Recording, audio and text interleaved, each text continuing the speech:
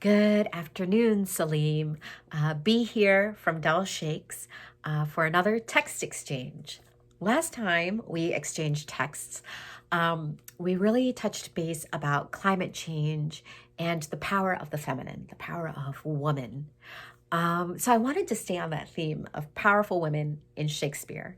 But also Mother's Day is coming up, so I wanted to celebrate the idea of moms in Shakespeare. But also what's been circulating in the news this week has been a lot about the royal family, about issues of loyalty and succession. And I thought of the play Henry VIII. Um, Henry VIII, of course, is famous for a lot of drama with marrying and beheading or divorcing his wives. Um, and he was also famous for trying to get a woman he was with, whoever it was, to bear him a son so he could have a successor. In Henry VIII, the play, we have Cardinal Wolsey being the real villain in the play, trying to get Henry VIII to divorce his first wife, Katharine of Arragon. And of course, Henry goes and falls in love with Anne Boleyn on the side. And Katharine of Arragon is amazing. She is well respected. She stands up for other honorable characters.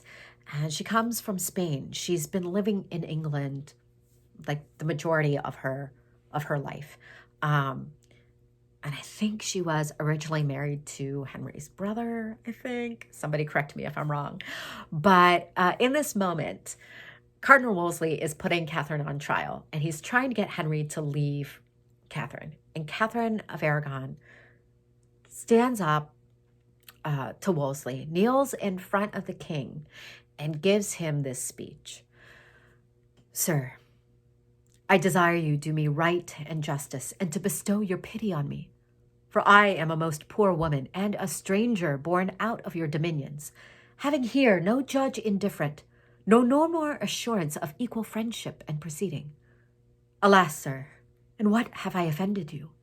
What cause hath my behavior given to your displeasure, that thus you should proceed to put me off and take your good grace from me?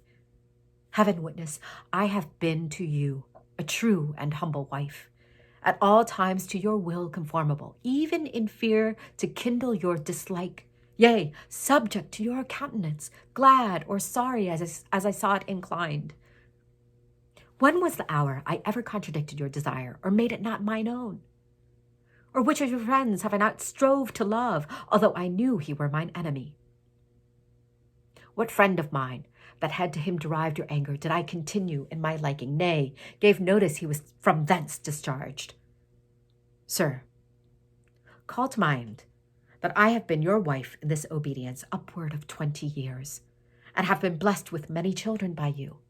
If, in the course and process of this time, you can report and prove it too against mine honor aught, my bond to wedlock, or my love and duty against your sacred person, in God's name, turn me away, and let the foulest contempt shut door upon me, and so give me up to the sharpest kind of justice." She goes on, but she makes her point. I've been a good wife. I've been loyal to you. I have given you children. I've been a good mom. Your friends are my friends, even if I know they're my enemy. She's awesome. She storms out of the trial because she's had enough. This actually wins Henry's respect, even though he divorces her and marries Anne Boleyn. He gives Catherine a safe house. He names her Queen Dowager, and she's able to still receive the privileges of being in this position of power in proximity to the king. I love this character. I love the women in the more mature women that Shakespeare writes, because they're not afraid to say what they think. All right, Saliym, I'm interested to see what your response is. Peace and light, everybody. It's Saliym Cooper again from Brevity Bookspace with this week's Text Exchange Tuesday. First, I wanted to thank Bea for her powerful piece from Henry VIII. I love that we're continuing this conversation of the feminine And then also you brought in all these different tethers of royalty and succession and motherhood. And I think the gathering thread that I found in all of those was this idea of love existing in each of these spaces, whether it's Mother's Day, whether it's a funeral, whether it's speaking your truth before your husband. Those all require a commitment and a stance of love to share that and to be present and to give of that energy. And yeah, that's a very, very hard thing to do.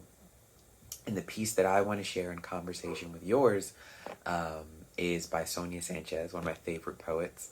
I believe she was born in New York, but she is most known for her work and time in Philadelphia. This poem, it's a narrative poem. It's from Shake Loose My Skin, New and Selected Poems. This actually is from Homegirls and Hand Grenades, which is her favorite book of mine, but it's in this work. It's kind of a compendium, I guess you could say. And this is a portion of that poem called Just Don't Never Give Up on Love. And the thing that I love about this piece is that it's two women sitting on a park bench. So Sonia Sanchez, like I said before, is a poet. She's sitting there on the bench. She's writing in her notebook. Her sons are, out and about, riding their bikes, doing their thing. And a woman just comes, who's sitting next to her, pardon the dogs, sitting next to her. And she asks, so, you never thought I'd been in love before? And she opens with this question. And Sonia's kind of taken aback, like, what's going on? Like, is this woman crazy? She's homeless? Like, what's happening here? And what transpires is this moment of poetic beauty of her giving her story of what love has been like for her for the past 84 years and what she's given up for love, what she's given up for her womanhood, what she's given up for herself, and what she also has gained in return. Okay, so without further ado, she continued. A woman crying all the time is pitiful, pitiful, I says. I was pitiful, sitting by the window every night like a cow in the fields chewing on cud. I wanted to cry out, but not even God himself could hear me. I tried to cry out till my mouth was split open at the throat. I suppose there's time all women's have to visit the slaughterhouse. My visit lasted 5 years.